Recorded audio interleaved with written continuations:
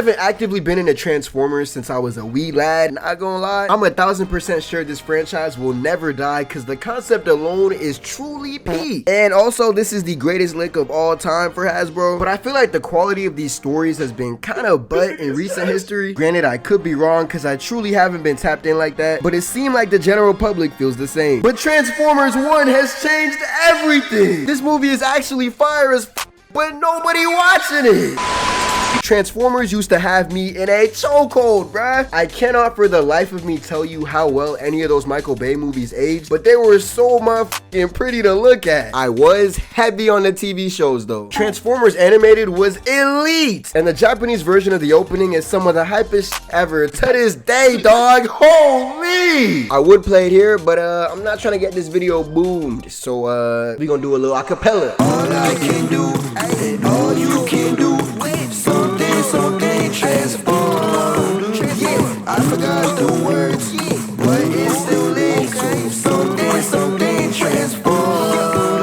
The plot twist of the human companion being part cybertronian too was insane. The cartoony look of this series was a whole vibe too, but Transformers Prime was the one I really remember heavy. That series was truly legendary. I feel like the quality of the human characters is really what measures how enjoyable the Transformers project will be for me, and Prime had nothing but goats. And that boy Jack was played by the GOAT Josh Keaton too. These motherfuckers look so cool too. You want to talk about a real deep cut though? Check me out. Tell me you remember Transformers Cybertron. This series was probably my first actual introduction to Transformers as a franchise, and all I remember about it was that it was hype as and it definitely had us fiending for those action figures when we were younger. Hey, I'm not gonna lie though, it was specifically one figure from this show that we wanted so bad. It was the Optimus figure, but like with the Japanese colors, so like all of the blue was replaced with black. Dog, let me tell you, it was beautiful. It took us like actually 3, 4, 5 years, but we finally got it, bro. That was big in stature, that big bodied Optimus, that shit was tough. I also seen bits and pieces of the OG G1 movie too, and those original designs were gouty. I feel like I really haven't cared about this franchise since Prime though. That is until I seen Transformers 1. This movie is absolutely peak.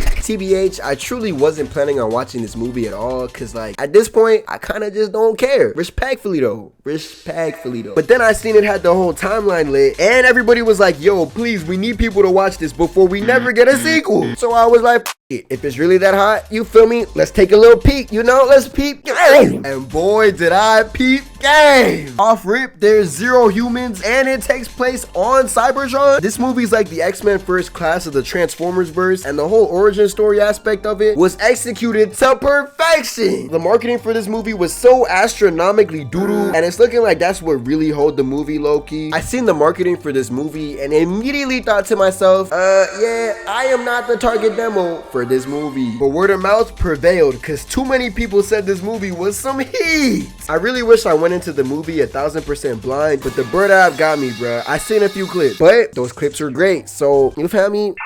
It got me to see the movie. Almost everything I seen about Transformers 1 was about Megatron though, and I think that's because his slow descent into blind violence was done so masterfully. I can't even call it blind violence either because it's actually very focused and targeted. Learning the truth about one major historical event is what splits him and Optimus down their separate paths. It also is sort of hard to go into this movie completely blind because just like with X-Men First Class, we all know where these characters are gonna end up. If you've never heard of any of these characters, this movie is probably gonna be the craziest shit ever for you, bruh. But a good prequel makes us care despite knowing the general idea of how shit's gonna end up, which is so fire. Megatron's story is done so organically, which is ironic because these motherfuckers is made of metal. Over the course of like an hour and a half, he goes from this straight edge Tom from the Boondocks type player build to this Killmonger extremist, burn it all ass nigga, and it works. They made it work with such little time. You can literally see the golden shine in his eyes slowly, and I truly do mean slowly, fade into a crimson bloodthirsty red. What's also cool about why his downfall is so organic is because him and Optimus ultimately want the same for Cybertron.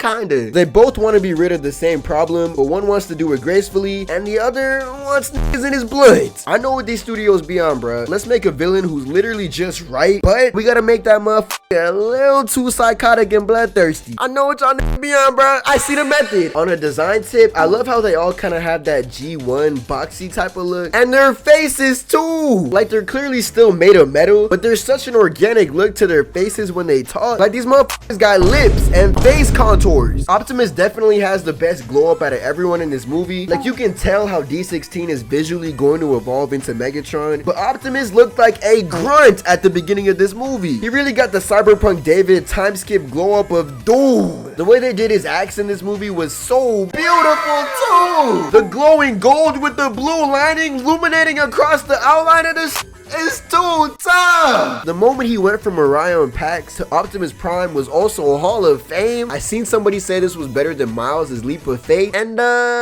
slow down. I'm gonna need you to go ahead and slow down. They act like two legends cannot coexist. For as long as I can remember, Bumblebee was my goat of all goats when it came to this franchise, but also he was like everybody's goat. Not gonna lie though, that boy Prowl from Animated was a GOAT too. And we gonna ignore that little voice crack. You feel me? We gonna ignore that little voice crack. You feel me? But Bumblebee was kind of mad to me in this movie, but it also really feels like he wasn't meant for me either. So like, you know, it does make sense. Him being in solitary for many years and that making him kind of insane on some One Piece brick shit was a fire story for him though. His glow up is tough as too, dog. The full face mask with the twin lightsaber ass blades is clean. Elita 1 is a goat too. I slick thought she was RC at first, but those motherfuckers is sisters, so it kind of makes sense. Any character that turns into a motorcycle is an auto goat, dog. I don't know what to tell you. She starts out as an authority figure that the others kind of have to convince to help them on their main quest. Also, the Elita erasure in this franchise has been crazy. The fact that I thought this was RC at first is kind of telling of how little she's been used in these movies and shows, but also sometimes they be looking the exact same, so like, are these two the same character or what? Another standout has gotta be Arachnid. She a goat in everything she shows up in, but in this movie she was menacing as hell. Low-key a little bit more menacing than the big villain. Let's talk about it. The whole eyes everywhere thing was creepy as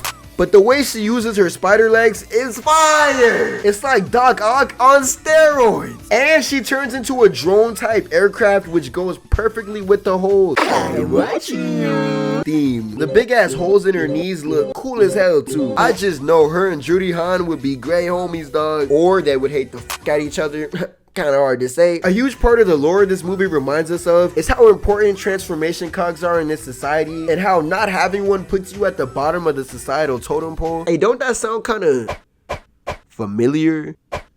Question mark. Also, the first time I was introduced to the idea of a specific organ that gives these dudes the ability to transform was in that one episode of Prime where Bumblebee's cog got fucked up and he was unable to transform for a whole episode. Little things like that do so much for the world building in terms of how these people work biologically as a species. When the main team got their cogs, I really was wondering what the f they were gonna do with Megatron, because making this nigga turn into a glot will never not be crazy to me, but the tank was genuinely perfect. Also, side note of Doom, Megatron's Prime might be the coolest looking motherfucker in this whole movie, dog. He's so clean. I would have idolized that nigga too, bruh. Look at him. Celebrity casting in big animated movies is usually whatever to me, because you feel me, shout out to people who actually train in the art of specifically acting with the voice alone, but this movie's cast is great though. Brian Tyree Henry has been a solidified GOAT, but he's just collecting yet another badge with his performance in this movie. This movie truly is a Hall of Fame story in this franchise, but damn, nobody watching it right now. This movie might get the Spider-Verse 1 treatment though, where it was super slept on until it got put on streaming. I think Into the Spider-Verse being put on Netflix gave it so much more exposure than it initially had. I mean, it also like did win an Oscar last second, so that probably maybe possibly did something, but I truly think it being put on streaming services was what really like gave it that super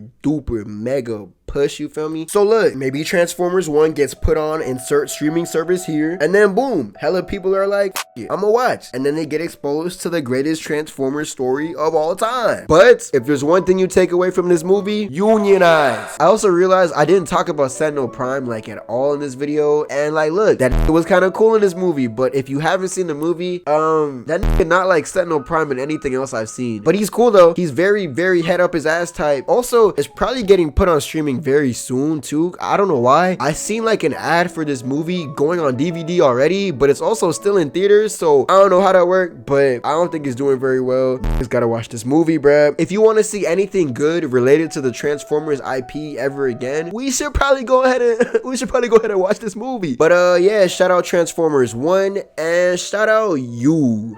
I can't feel my face right now, I'm burning up. I got this feeling that I won't come down like